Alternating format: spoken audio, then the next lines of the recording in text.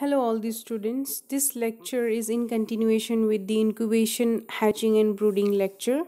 So, these are some of the additional information. Please read this along with that lecture.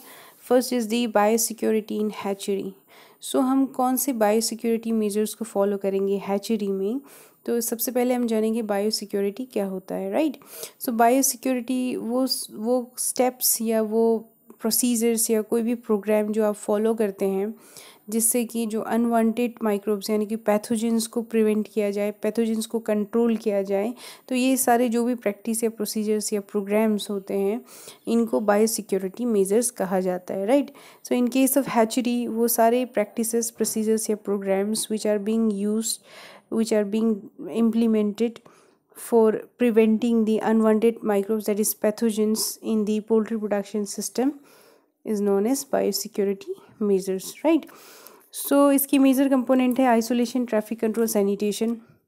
Isolation यानी कि जो infected egg है in case of hatchery या infected chicks जो हैं उनको जो हेल्दी चिक्स है उनसे सेपरेट कर देंगे, राइट, ताकि इन्फेक्शन जो है वो स्प्रेड ना हो, कंटेजियस जो इन्फेक्शियस डिजीज़ है उनका स्प्रेड ना हो। ट्रैफिक कंट्रोल, क्राउडेड नहीं रखेंगे। अगर क्राउडेड कंडीशन है एक स्पेस में, एक जगह पे जो है कैपेसिटी से ज़्यादा अगर क्राउड है तो जो इन्फेक्शन है इसका स्प्रेड जो है वो इजीली होता है, इसीलिए traffic control should be there.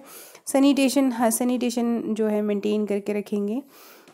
So biosecurity measures जो है in case of hatchery it should begin from the farm से ही बायोसिक्योरिटी मेजर स्टार्ट होने चाहिए, राइट।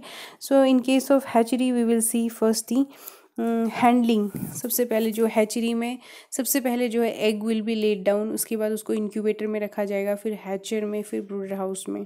तो एग्स जो है सबसे पहले फर्स्ट स्टेप में एग को कैसे, एग के लिए हम हैंडलिंग कैसे करें, राइट। सो इसमें जस्ट सम पॉइंट्स हैं।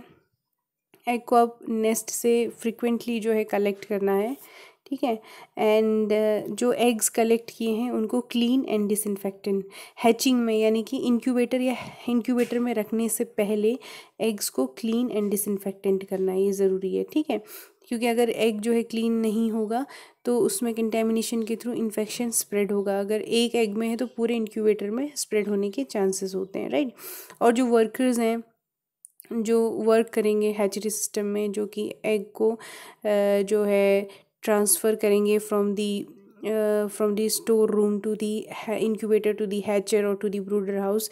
तो ये जो वर्कर्स है इनकी खुद भी जो है हाइजीन मेंटेन होनी चाहिए। जो क्लोथ्स, जो गारमेंट्स वो पहनेंगे, उनके हैंड्स जब भी वो हैंडल कर रहे हैं एग को वो सोप एंड वाटर से हाथ को धोएंगे बिफोर कलेक्टिंग दी एग्स, राइट। डर्टी एग्स को नहीं रखेंगे क्योंकि डर्टी एग्स में जो है कंटेमिनेशन के चांसेस हो सकते हैं। जो डर्टी एग्स हैं उसको अलग कंटेनर में रखेंगे। After cleaning and disinfecting only it will be placed, it should be placed in the incubator, right. So जो एग्स हैं इसको डेजिग्नेटेड रूम में स्टोर करके रखें, यानी कि जो स्टोर रूम है उसमें रिक्वायर्ड जो भी स्टोरेज के लिए जो रिक्वायर्ड टेम्परेचर है और स्टोरेज के लिए जो रिक्वायर्ड कंडीशंस हैं वो मेंटेन्ड होना चाहिए उस रूम में, right. So you will clean and disinfectant, और जो एरिया है जहाँ पे एग को स्टोर करके रखा जा रहा है वो भी क्लीन एंड डिसइंफेक्ट उसको भी डिसइंफेक्ट करेंगे, right. So next is the rodent या कोई वहाँ पे रोडेंट या इंसेक्ट के लिए भी कंट्रोल प्रोग्राम्स होने चाहिए, ठीक है। बिकॉज जो रोडेंट्स और इंसेक्ट होंगे तो this will first of all जो है ये एग का लॉस होगा वहाँ पे जो स्टोर्ड एग हैं, और दूसरा जो है इनके थ्रू जो है डिजीज़ जो है स्प्रेड हो सकते हैं because this are the carrier of the pathogens. Vehicles and equipments, तो वो व्हीकल्स इक्विपमेंट्स जिनमें एग को ट्रांसफ़र या ट्रांसपोर्ट किया जा रहा है वो भी clean and it should be clean and disinfectant. जब भी एग को जो है एक जो है इंक्यूबेटर से हैचर में रख रहे हैं या हैचर से जो है ब्रूडर हाउस में चिक्स को लेके जा रहे हैं तो ये जो है व्हीकल्स जो भी यूज़ करें should be clean, okay. And जो भी नए इक्विपमेंट्स आ रहे हैं for the use in hatchery house it should be clean and disinfected before using, okay. So कोई ऐसे मोबाइल इक्विपमेंट्स होते हैं यानी कि इक्विपमेंट्स जो है जिनको एक हाउस से दूसरे हाउस में लेके जा रहे हैं, तो इसको भी एवरी टाइम जो है क्लीन एंड डिसइंफेक्टेड करेंगे। जो भी अदर एनिमल्स या इन वर्मीन प्रूफ होना चाहिए। वर्मीन प्रूफ यानी वर्मीन मीन्स, वर्मीन का मतलब होता है ऐसे एनिमल्स जो कि एग के लिए जो है वो डेंजरस है, बिकॉज ये जो है दिस कैन कॉज हार्म। ये जो है एग्स में जो है डिजीज स्प्रेड कर सकते हैं, this can be the carrier, right. So इसके लिए कंट्रोल प्रोग्राम्स होने चाहिए एंड इंसेक्टिसाइड्स यूज़ करेंगे इंसेक्ट्स के अगेंस्ट में।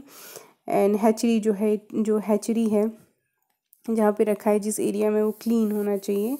एंड हैचरी में जो है फेंसेस होने चाहिए, ठीक है, ताकि कोई रोडेंट्स या जो है हैचरी हाउस में ना आ सकें। और डोर्स एंड गेट्स को क्लोज करके रखेंगे। दीज आर दी पॉइंट्स जिसमें कोई ऐसे समझाने वाली बात नहीं है। अगर आप खुद भी स्टडी करेंगे तो आपको समझ में आ जाएगा कि कौन कौन से मेजर्स हमें फॉलो करने हैं, ठीक है।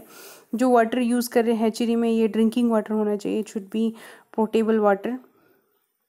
ओके, फ्लोर्स जो हैं वो, वॉल्स जो हैं वो, it should B of concrete होना चाहिए, राइट। एंड जो एम्प्लॉयज़ हैं, विजिटर्स, जैसे कि काफ़ी लोग विजिटर्स काफ़ी बार आते हैं, जो एग इंडस्ट्री है वहाँ पे हैचरी हाउस में, तो वो बाहर से आ रहे हैं, तो हो सकता है साथ में इन्फेक्शन कंटेमिनेटेड लेके आए हों। तो इसलिए एवरी टाइम जब विजिटर्स आ रहे हैं तो फुट बाथ, जो आप अगर आपने विजिट किया होगा कोई हैचरी हाउस, तो एंटर करने से पहले जो है वहाँ पे आपको वाइट जो लाइम रखा रहता है, जिसको we use as a disinfectant, right. So उसका जो फुटवेयर है एंड जो क्लोथ है, it should be clean. Egg का सैनिटेशन करेंगे, so sanitise egg before cooling and then overnight and before transferring to the hatchery में ट्रांसफ़र करने से पहले एग को क्लीन एंड डिसइंफेक्टेंट करना है। फ्यूमिगेशन के लिए formaldehyde gas can be used and these are some other points. Next, so कौन कौन से अगर आपसे क्वेश्चंस आता है रिगार्डिंग बायोसिक्योरिटी मेजर्स, तो ये पॉइंट्स आप लिख सकते हैं। रिलेटिव ह्यूमिडिटी में आपको ये ड्राई बल्ब एंड जो है वेट बल्ब का जो, अगर एक्चुअली जो इंक्यूबेटर्स हैं या हैचर हैं उनमें dry bulb and wet bulb रखे जाते हैं, ठीक है।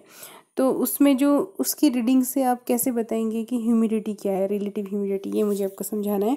आप इस चार्ट में देखेंगे, इसकी अंडरस्टैंडिंग ये है कि ये जो रीडिंग्स है 99 degree, 100 degree, these are in Fahrenheit. 99 degree Fahrenheit, 100 degree Fahrenheit, 101 degree Fahrenheit या 102 डिग्री फ़ारेनहाइट, ये ट्राई बल्ब की रीडिंग्स होती हैं, ठीक है। और ये जो यहाँ रीडिंग्स हैं 80.5 या 81.3, ये वेट बल्ब की रीडिंग्स हैं। तो इन ये जो रीडिंग्स उसमें होंगे, उसके अकॉर्डिंग इन रीडिंग्स को देख के आप कैसे बताएंगे कि रिलेटिव ह्यूमिडिटी कितना है, ठीक है। फॉर एग्जांपल, अगर आप दोनों में रीडिंग्स को देखेंगे, ड्राई बल्ब में अगर रीडिंग जो है 99 डिग्री है और वेट बल्ब में रीडिंग जो है 80.5 है, इसका मतलब रिलेटिव ह्यूमिडिटी 45% है, ठीक है। जैसे कि अगर ड्राई बल्ब में जो आप रीडिंग देख रहे हैं 100 डिग्री फ़ारेनहाइट है इसमें, और वेट बल्ब में जो है 50, वेट बल्ब में जो रीडिंग है वो इट इज़ अराउंड 87.3, तो इसका मतलब जो है रिलेटिव ह्यूमिडिटी कितना होगा, 60%। इस तरीके से जो है हम रिलेटिव ह्यूमिडिटी को मेज़र करते हैं, राइट। सो ये आपको मैंने बताया था प्रीवियस लेक्चर में कि जो सेटर है, जिसको यानी कि जो इंक्यूबेटर है, उसमें कितना टेम्परेचर होना चाहिए। This is from initial to 18 days and last की 3 डेज़ में कितना टेम्परेचर होना चाहिए। कभी कभी डिग्री सेल्सियस में पूछ लेते हैं, तो आप डिग्री सेल्सियस में ये वैल्यू जो ब्रैकेट में दिया है इसको याद कर लेंगे, this is in degree Celsius. आपको दोनों ही पैरामीटर्स में याद होने चाहिए, क्योंकि एग्ज़ाम में किसी भी पैरामीटर्स में पूछा जा सकता है। कैंडलिंग में आप याद रखेंगे, कैंडलिंग से क्वेश्चन आता है। कैंडलिंग 7th एंड 14th डे में किया जाता है, राइट। फ्रेश एग्स जो हैं इनको इंक्यूबेट नहीं करते हैं, डायरेक्टली फ्रेश एग को इंक्यूबेटर में नहीं रखेंगे। क्यों? क्योंकि जो फ्रेश एग है, इंक्यूबेटर का हम एक रिक्वायर्ड टेम्परेचर जो है सेट करके रखते हैं, ठीक है। और जो फ्रेशली लेड डाउन एग है उसका टेम्परेचर अलग होगा, इंक्यूबेटर का टेम्परेचर अलग होगा। अगर हम फ्रेशली लेड एग को डायरेक्टली इंक्यूबेटर में रखेंगे, प्लेस करेंगे, तो उसका टेम्परेचर इंक्यूबेटर के टेम्परेचर के से कंपैरेटिवली कम होने की वजह से कंडेंसेशन हो सकता है outside the egg shell, and इसकी वजह से जो है उसमें जो क्यूटिकल है, क्यूटिकल जो है मैंने आपको बताया था कि ये जो शेल है उसके अंदर एक थिन जो है लेयर होता है जो कि वाटर के लॉस को प्रिवेंट करता है फ्रॉम द एग, ठीक है। तो ये रिमूव हो जाएगी तो this will increase the, water का लॉस ज़्यादा होगा, ठीक है। सो ह्यूमिडिटी विल, तो एग से वाटर का लॉस ज़्यादा हो रहा है, तो एक तो जो उसमें अंदर एम्ब्रियो डेवलप हो रहा है उसमें डिहाइड्रेशन हो जाएगा, ऊपर से जो इंक्यूबेटर की रिलेटिव ह्यूमिडिटी है वो इंक्रीज़ कर जाएगी, ठीक है। इसलिए डायरेक्टली प्लेस नहीं करेंगे। So that's it, thank you.